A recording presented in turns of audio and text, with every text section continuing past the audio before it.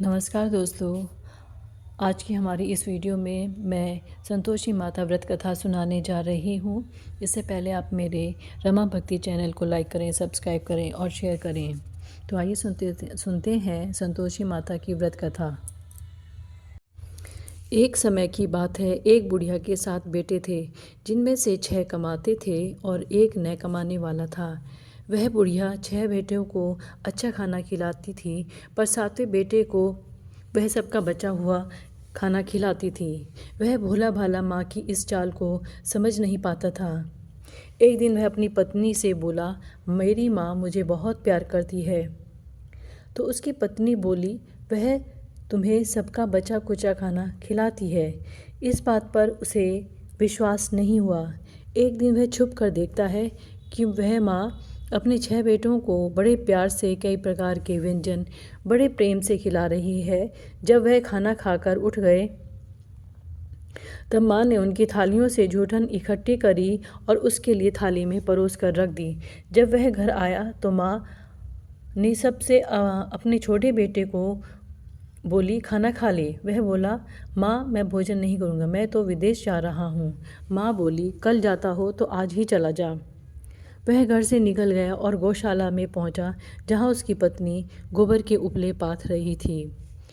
वह अपनी पत्नी के पास गया और बोला, मैं विदेश जा रहा हूँ, कुछ समय के बाद आऊँगा। तुम संतोष से रहना और अपने धर्म का पालन करना। इस पर उसकी पत्नी बोली, स्वामी आप आनंद से जाइए, मेरी चिंता मत करें। मैं तो राम भरोसे रह लूँगी और ईश्वर आपकी सहायता करे, और अपनी कोई निशानी मुझे दे दीजिए जिसे देखकर मैं धीरज करती रहूँगी। इस पर वह बोला, मेरे पास इस अंगूठी के सिवा कुछ भी नहीं है, तो यह रख लो और मुझे भी कोई निशानी दे दो। तो उसकी पत्नी बोली कि मेरे पास भी कुछ नहीं है, बस यह गोबर से भरे हाथ हैं। यह कहकर उसने अपने पति की पीठ पर गोबर के हाथ की थाप मार दी और फिर वह चल दिया। चलते चलते वह दूर किसी नगर में पहुंचा और एक व्यापारी की दुकान पर जाकर बोला, भाई मुझे नौकरी पर रख लो। व्यापारी को नौकर की ज़रूरत थी, तो वह बोला, ठीक है, लेकिन तनख्वाह तुम्हारा काम देखकर ही बताऊंगा। और वह वहीं रहने लगा। सुबह 7 बजे से रात के 9 बजे तक की वह नौकरी करने लगा। थोड़े ही दिनों में वह व्यापारी का सारा लेन देन और हिसाब किताब करने लगा। कुछ ही समय में सेठ ने उसे आधे मुनाफे का हिस्सेदार बना दिया। वह 12 वर्ष में नामी सेठ बन गया। इधर उसकी पत्नी को सास और जेठानियाँ बड़ा कष्ट देने लगीं। उसे लकड़ी लेने जंगल में भेजती थीं, भूसे की रोटी देती थी और फूटे नारियल में पानी देती थी। वह बड़े कष्टों से जीवन बिता रही थी।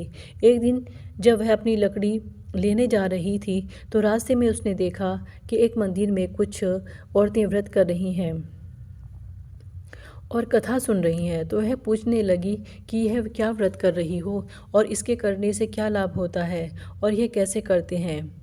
तब एक स्त्री बोली, आपने संतोषी ये माता का व्रत कर रही हैं, इसे करने से मनोवांछित फल प्राप्त होता है, गरीबी, मन की चिंताएं दूर होती हैं और कलह, रोग आदि सब नष्ट हो जाते हैं।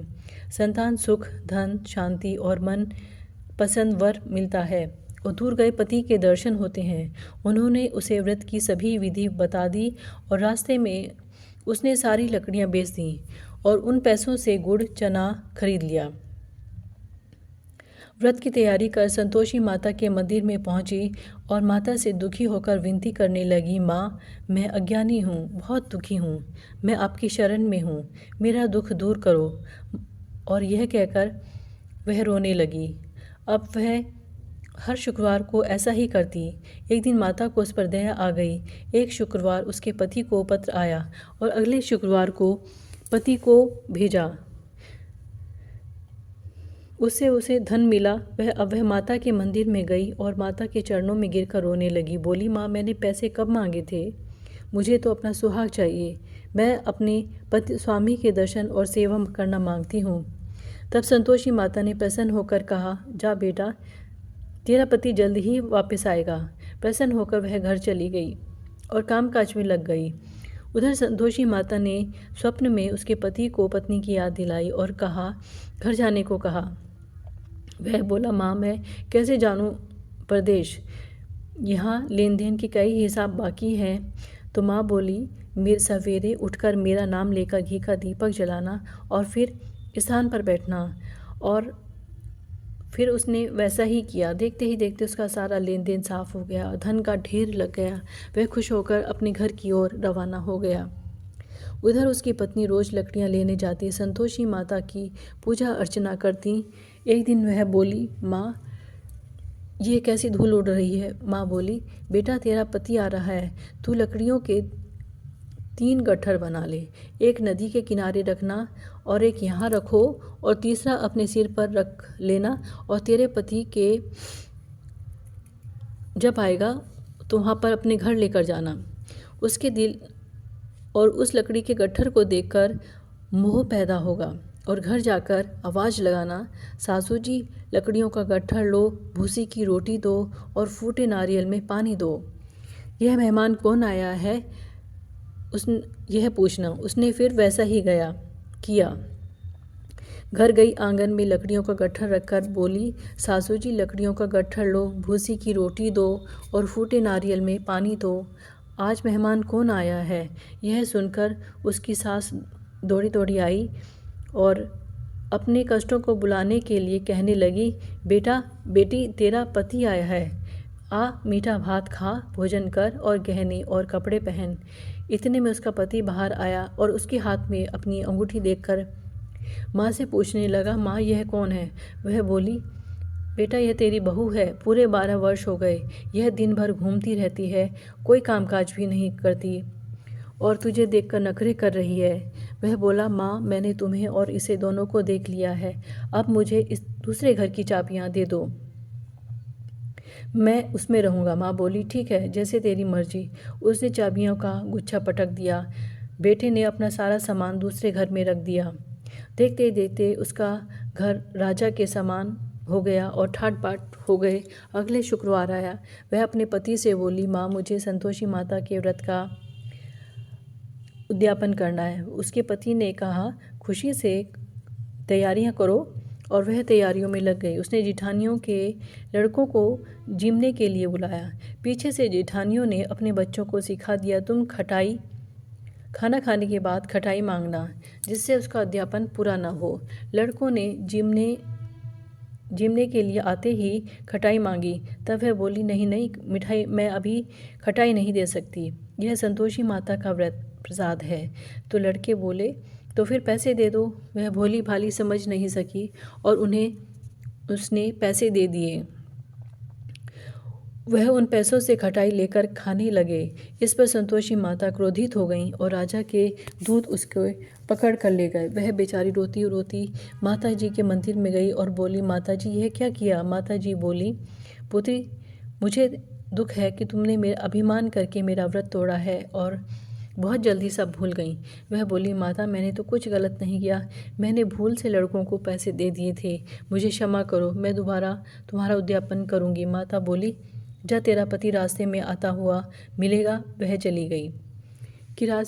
उसने देखा कि रास्ते में उसका पति वापस आता हुआ दिखाई दिया। उसके पूछने पर वह बोला, राजा ने मुझे मिलने के लिए बुलाया था। अगले शुक्रवार फिर उसने उद्यापन किया। जेठ के लड़कों को बुलाया। जिठानियों ने फिर उन्हें सिखाया। तो लड़के भोजन के बाद बोले, खटाई मिलेगी। तब वह बोली, खटाई नहीं मिलेगी। अब उसने एक ब्राह्मण के लड़कों को बुलाकर भोजन कराया, दक्षिणा दी और संतोषी माता उससे प्रसन्न हो गई। 9 महीने बाद उसके चंद्रमा के समान पुत्र हुआ और वह अपने पुत्र को लेकर रोजाना मंदिर जाने लगी। एक दिन संतोषी माता ने सोचा कि यह रोज़ मेरे घर आती है, आज मैं इसके घर जाकर ससुराल देखती हूँ। यह सोचकर संतोषी माता ने एक भयंकर रूप धारण कर गूढ़ व चनय से सना मुख, ऊपर सूंड के समान होठ, जिन पर मक्खियाँ भिनभिना रही थी, ऐसी सूरत में वह उसके घर गई। दहलीज पर पांव रखते ही उसकी सास बोली, देखो कोई डाकिन आ रही है, इसे भगाओ वरना यह हमें खा जाएगी। सभी घरवाले भागकर घर की खिड़कियां और दरवाजे बंद करने लगे। तभी उसने ऊपर की खिड़की से देखा तो वह वहीं से चिल्लाने लगी, आज मेरी माता मेरे घर आई हैं, आज मेरी माता मेरे घर आई हैं। वह अपनी सासू से बोली, माता जी, मैं जिस संतोषी माता का व्रत करती हूँ यह वही माता है। ऐसा कहकर उसने उनका स्वागत किया और दरवाजे खोल दिए। सबने माता को देखकर डर गए और सबने संतोषी माता की सास और जिठानियों ने माता के चरण पकड़ लिए और विनती कर कहने लगे, माता, हम मूर्ख हैं, अज्ञानी हैं, पापी हैं, आपकी हम नहीं जानते और हमने बहुत बड़ा अपराध किया है। जगत माता हमारा अपराध क्षमा करें। तो माता बहुत प्रसन्न हुई। संतोषी माता ने जिस प्रकार आपने बहू को फल दिया वैसा ही इस प्रकार हमें भी फल दें। इस प्रकार माता ने उसके सास को, जेठानियों को माफ़ किया और आशीर्वाद दिया सबको। इस प्रकार यह कथा यहाँ पर समाप्त होती है। इस कहानी को कहते, सुनते और हुंकार भरते जैसे संतोषी माता ने उस बहू को आशीर्वाद दिया, प्यार दिया, और ऐसे ही इस कहानियों को सुनने वालों को सभी को आशीर्वाद दे माता संतोषी जो हैं वह भगवान गणेश की पुत्री हैं। उनका यह व्रत करने से धन, विवाह, संतान और बहुत सुखों में वृद्धि होती है। यह व्रत शुक्ल पक्ष के प्रथम शुक्रवार से शुरू होता है और 16 शुक्रवार तक व्रत किया जाता है और इसका उद्यापन अपनी मनोवांछना जो होती है उसको पूरा होने के बाद उद्यापन किया जाता है। इसमें गुड़ और चने का भोग माता को लगाया जाता है। यह व्रत करने वालों को खट्टी चीज़ें नहीं खानी चाहिए और ना ही हाथ लगानी चाहिए। तो बोली संतोषी माता को जय, और कमेंट में यह संतोषी माता की जय लिखना न भूलें। धन्यवाद।